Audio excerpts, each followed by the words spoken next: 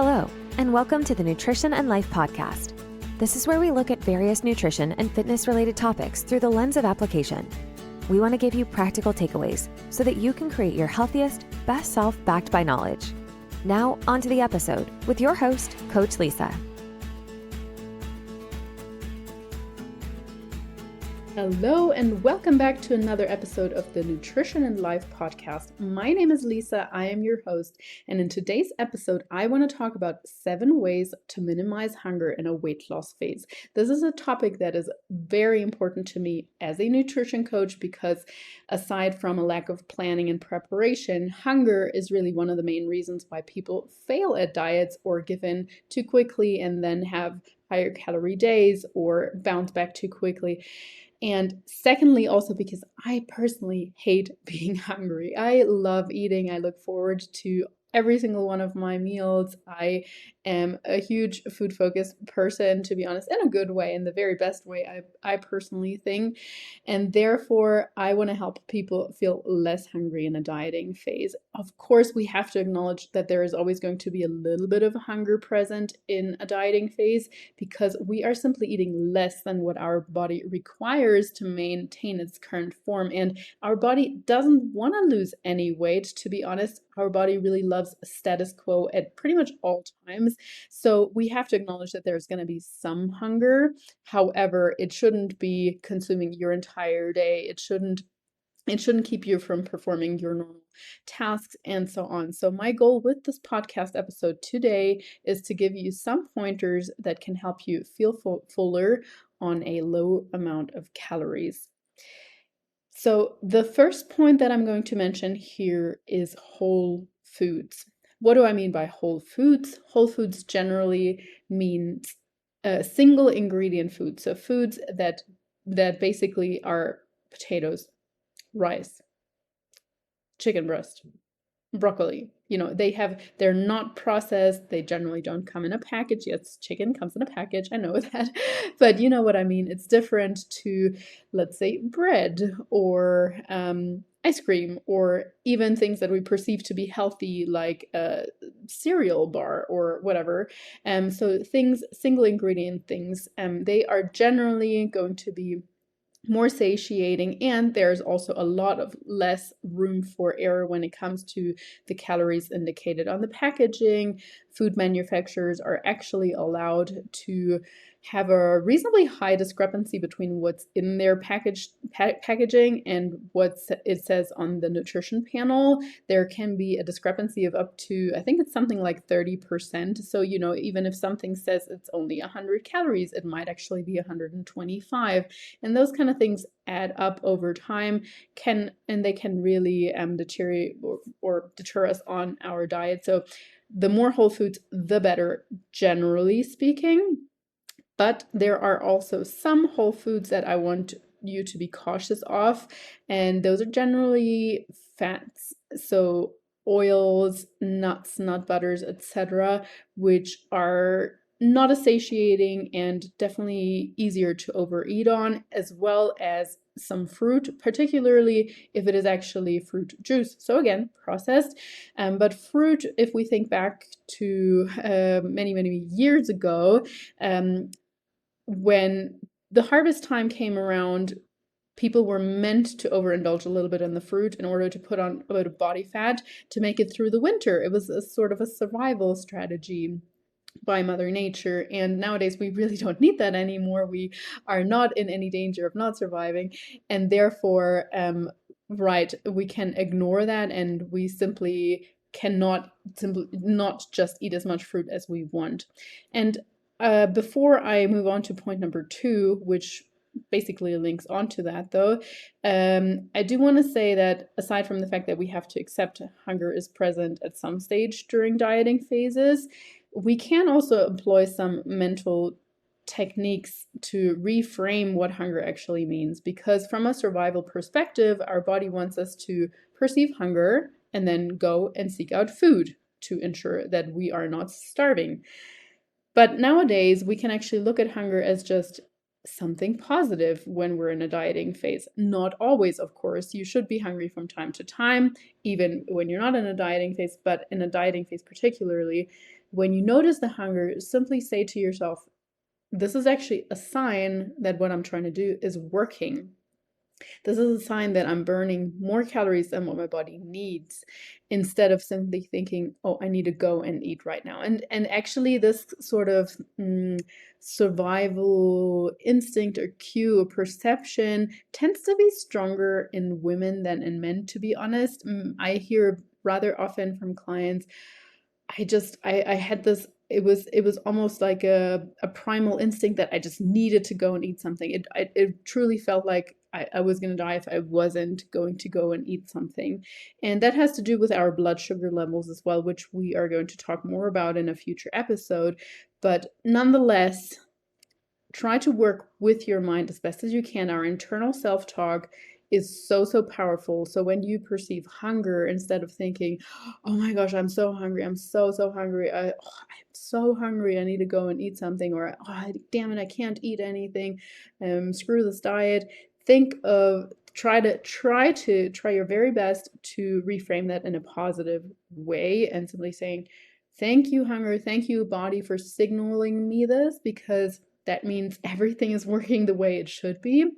However, I logically know I'm in no danger. I can make it through these next couple of hours just fine, and food is just around the corner. But in any case, getting back to my list of 7 things, the second point, and I almost wanted to make that the first point because it's actually quite important, maybe just as important, if not more important than the whole foods aspect. But the second point is protein. Protein is the most satiating macro, more satiating than carbs or fats in general. It is the hardest to break down by your body. That is why it stays in your digestive tract for longer, and therefore is most satiating.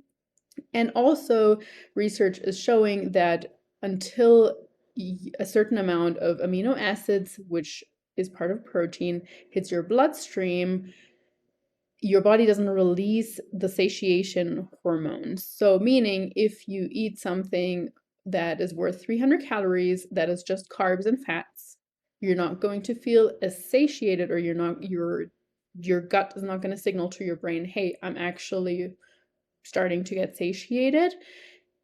In the same way that if you were to eat 300 calories of, let's say, chicken breast and something else with that, and then your body would recognize those amino acids and send the signal much quicker to your brain.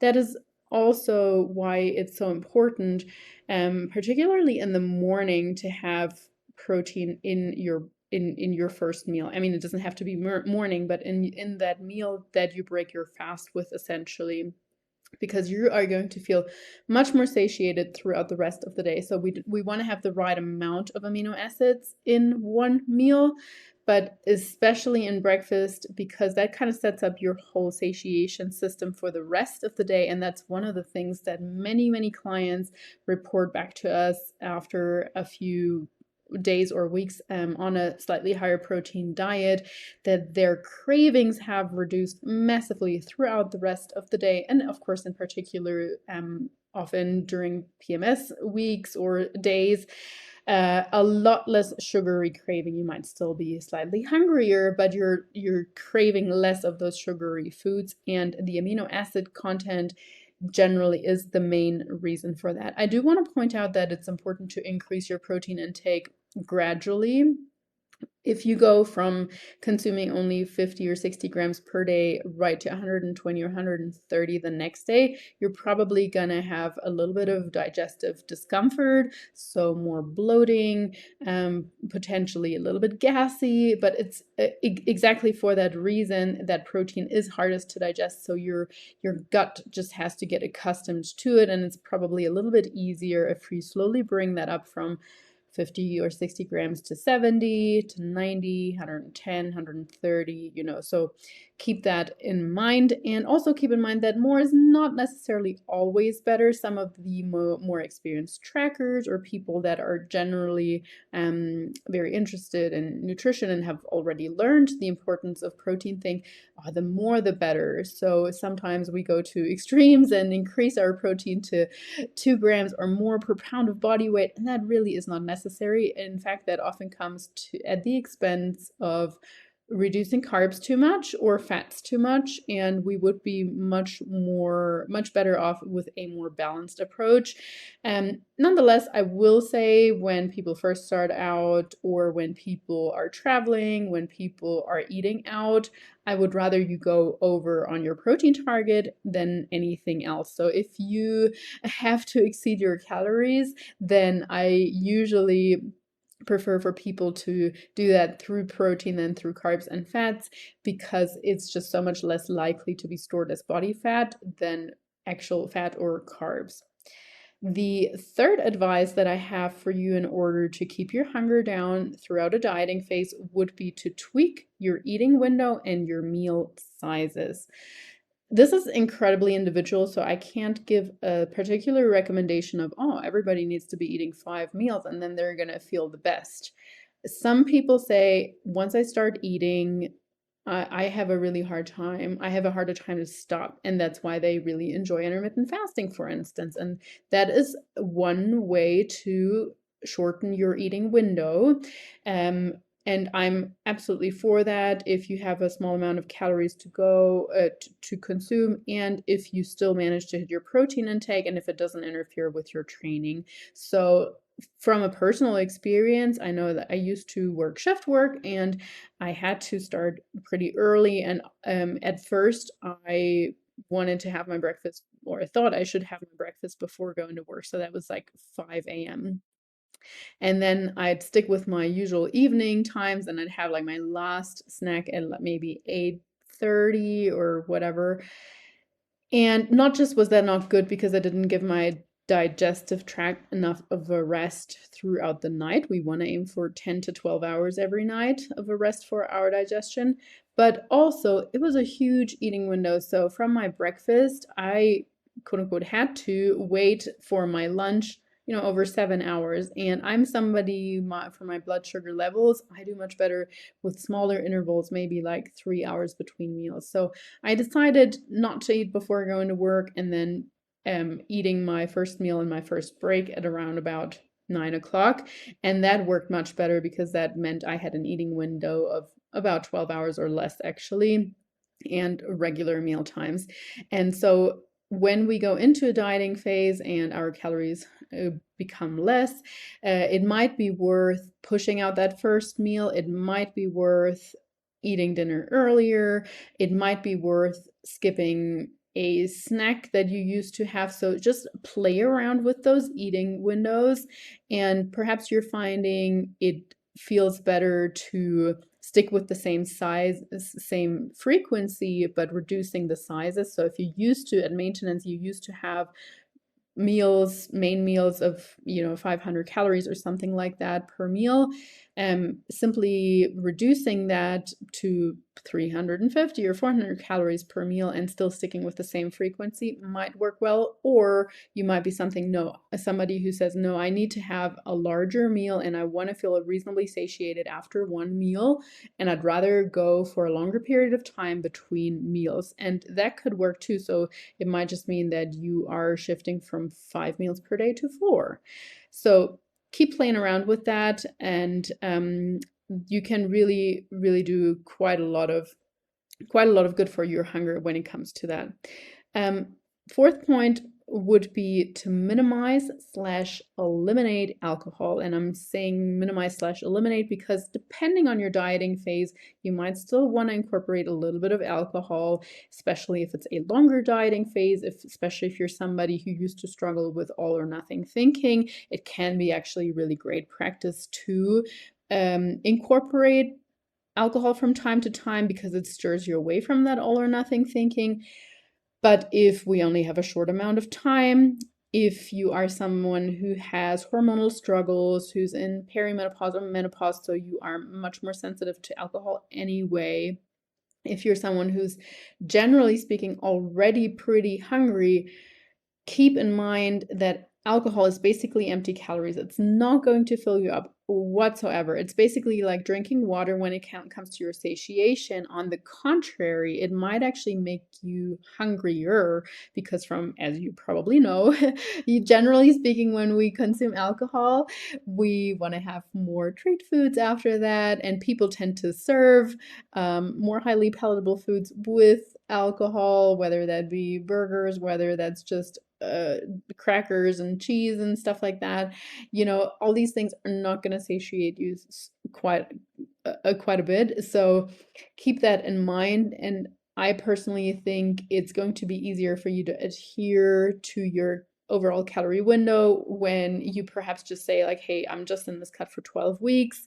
It's not that big of a deal for me to say, hey guys, I'm going out with you guys tonight. I'm going to be the sober driver. I'm just going to stick with my soda water or Diet Coke or whatever it might be, and I can have just as much fun without the alcohol potentially. It doesn't mean that you can't be social. You just need to communicate about it openly. And I personally, for several years, I didn't drink at all. And even now, I might have one drink once a month or so. I just love getting up early. I love feeling super fresh in the morning. And so sometimes it's just, I prefer feeling great in my training than having that next day where I'm feeling kind of groggy. And even with 2 drinks, to be entirely honest, I don't feel super fresh anymore. So it's something that I choose to do very consciously on a rare occasion. But there were several years where I didn't drink at all because I actually had somewhat alcohol poisoning on my bachelorette party. And after that, I decided that I was going to give up alcohol for some time until I was craving it again. And I did for probably 3 or 4 years. And then one day I thought, oh, I'd love to have a glass of wine with this meal. And I did, and I enjoyed it. So it was not something where I was like punishing myself or anything like that. It was just a conscious decision. And most of the time throughout those years where I didn't drink at all, I felt like it bothered other people more than it bothered me. And I just said like, hey, I'm not keeping you from having your fun. I'm still being the life of the party here, or trying to be part of the party here. And after a few months, people accepted it and actually stopped offering the alcohol to me as well, because they were just like, oh, that's Lisa who doesn't drink. So anyway, circling back to the actual topic. Minimizing alcohol or generally liquid calories, so that includes juice, that includes oftentimes smoothies and stuff like that too, definitely helps, although protein shakes can be an exception here. But even here, you're probably going to feel more satiated eating the chicken breast or eating the yogurt instead of drinking your protein. That doesn't mean that it's not a very convenient measure. So, we always have to weigh the two sides. Point number 5 for my tips of how to feel fuller or less hungry in a dieting phase would be to keep active or busy, but keeping stress low. So just because you're in a dieting phase, I don't want you to fill up your schedule so much that you're super, super stressed and then it turns into emotional eating or stress eating or anything like that. That's not what I'm saying. But when we are home all the time, when we're watching TV, when we're just sitting too much and looking at the fridge too much, watching ads and so on, or social media, we are just so much more inclined to want to eat because we're visually stimulated or bored, for that matter. But many people, especially at night, they say like, oh, I come home from work and I just want to eat something because I finally get to relax. And that's absolutely understandable. Bunching most of your calories in the evening, especially carbs, is often a good idea also for sleep, but stress management overall. Nonetheless, often it's just a habit of like, hey, I'm sitting on the couch. Couch in my mind equals snack / chips or ice cream or whatever. So if you can recondition yourself and say, when I'm sitting on the couch, I am doing my nails, I am or gonna do a puzzle, I am starting to learn how to knit. So you're keeping your fingers busy. That is one advice. Or generally, if you notice other emotional triggers like, oh, I'm so stressed from work, all I want to do is just eat a snack. Sometimes that's actually just the desire to want to take a brief break, and walking around the block once, or taking going outside and getting some fresh air, calling a friend for 5 minutes is often just as effective or nearly as effective. So keep that in mind. And also with the keep and active, it could be something like going for a walk. That also helps with the stress management. But like I was saying, I don't want you to, just because of this advice now, to up your steps to 3,000 and something super unsustainable, and then getting shin splints and not being able to exercise anymore. And of course, you can't always just go for a walk when you feel like eating. Absolutely not what I'm saying. We also have to take into account training intensity here. So if you're actually too active or training too intensely, your body is probably going to up its signals for you to eat even more. So keep your training in focus high, but keep the training intensity at a level that you can progressively overload and still manage your stress really well. Ideally, perhaps something like 3 to 5 strength training sessions per week, 8 to 10,000 steps per day, and if needed in that dieting phase, a little bit of extra list cardio, but no high intensity work in the sense of HIIT or something like CrossFit, Orange Theory, etc. That would be just my general advice. Number 6 will be some additional tools that probably could have come earlier on this list too. In fact, I'm realizing this list is not so much of a hierarchy. It's really everything is important on here. So hydration is going to have a really good effect on your satiation levels too. Oftentimes we mistake thirst for hunger. So making sure you're well hydrated, but not overhydrated is important too. I have actually seen many clients try, or not intentionally, but overhydrate because they wanted to feel fuller, particularly with carbonated drinks, diet sodas. I have absolutely nothing against diet sodas if your digestive tract can handle the artificial sweeteners. But if you drink, I don't know, 3 gallons or whatever, just to feel satiated, that is likely not going to be good for your electrolyte balance too. And yeah, those artificial sweeteners most certainly not as well. So be cautious with those. Nonetheless, gum can also help fight hunger off from time to time. Again, be cautious, be mindful of what sweeteners you tolerate, and be mindful of what quantities of sweeteners you tolerate, also through protein powders and bars. Coffee can also help fight off hunger. Another caution here, of course, with the caffeine. And just generally speaking, healthifying various foods that you enjoy regularly or normally when you are not in a dieting phase can also be a really great tool. So let's just say you're craving brownies or bread. There are amazing protein bread mixes and even protein brownie mixes. There are amazing knockoffs of even things like cheesecake, where you can have high protein cheesecake with, yes, with artificial sweeteners, but for very minimal amounts of calories, and they will satiate you, or fill that kind of craving. Not saying that's something you should have every single day, but maybe once or twice a week, so that you feel like you want to and can go on with your diet while still having a little bit of fun. Or substituting regular pasta for bean pasta, substituting regular rice for konjac rice or noodles.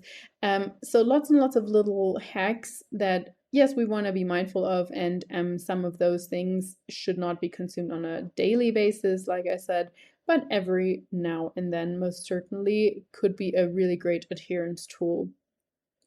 My last point here is going to be sleep. And that is always sort of a boring point where people start zoning out because they're like, yes, I know I should sleep 7 hours a night, blah, blah, blah. If you still don't believe in the power of sleep, also when it comes to regulating your hunger hormones, please go and read or listen to Matthew Walker's book, Why We Sleep. There is a lot of super helpful information on there as to what happens in our body when we even just sleep less than 6 hours per night or have even just one night of 5 hours of sleep. Immediately our hunger hormones do go up and satiation hormone goes down. So don't disregard this important pointer. So just to sort of sum up my 7 points, it was the first point to help with hunger signals or to help you feel less hungry in a dieting phase was mostly stick with whole foods. 80 to 90% of your food should come from whole foods. Second point, protein. Protein is the most satiating macro. It is hardest to digest, and you're going to have much less cravings, even just from a better blood sugar regulation and those amino acids signaling your brain that you're actually full. The third point was to tweak your eating window in a way that really works best for you. So potentially intermittent fasting, potentially playing also with meal sizes and meal frequency, and not necessarily just assuming that what you did at maintenance is what you should be going with when you're in a calorie deficit. Fourth point is to minimize or eliminate alcohol or liquid calories generally, specifically or especially if you are in perimenopause or menopause. This can really help accelerate your weight loss. Also potentially if you have thyroid problems, this could be another helpful trick. Fifth point was to keep active. So basically when people sit in a car all day long or are sedentary all day, are at home all day long, it's sometimes really difficult to be adherent because all they think about is food. But distract yourself in other ways, distract your hands, be mindful of your emotional triggers, and manage your training in a way that it obviously helps your activity thermogenesis, or the calories that you burn through exercise, but that it doesn't necessarily skyrocket your hunger and stress signals. And then the sixth point was work with additional tools, stay hydrated, don't overdo it though, make sure your electrolytes are balanced. Additional things like consuming coffee, gum, healthified versions of foods that you generally crave are also helpful from time to time in a balanced and moderate way, and only if your body tolerates them well. And then lastly, really focusing on your sleep as well, because that is going to have such a positive impact on your hunger signals and just gonna mentally make you or put you in a much better space to sustain your calorie deficit for however long you need to be in there. But again, we want to have a timeline. We don't just want to say we're in a dieting phase now forever. Having a periodized approach to your nutrition is going to make it so much more easy for you, or so much easier for you to adhere from a mental perspective, and potentially also implementing things like refeed days or maintenance periods throughout. Again, very much dependent on how much weight you want to lose, if you have a particular deadline or not. If you have any questions about this, about periodizing your nutrition, or you want further advice on keeping your hunger minimal, don't hesitate to reach out. You can also find us on Instagram, of course, at Nutrition Coaching and Life, on our website, and of course, I would love for you to subscribe, to comment, any kind of feedback, to share the episode if you found this helpful at all. And I look forward to you tuning in our next episode as well. Thank you for your time. Thank you for tuning in. If you enjoyed today's episode, don't forget to subscribe, leave a review, or share the episode on social. Very much appreciated. You can also follow us on Instagram at Nutrition Coaching and Life, or head to our website, www.nutritioncoachingandlife.com. nutritioncoachingandlife.com, where we provide more valuable content. Have a wonderful day. Now go out and work on your best self.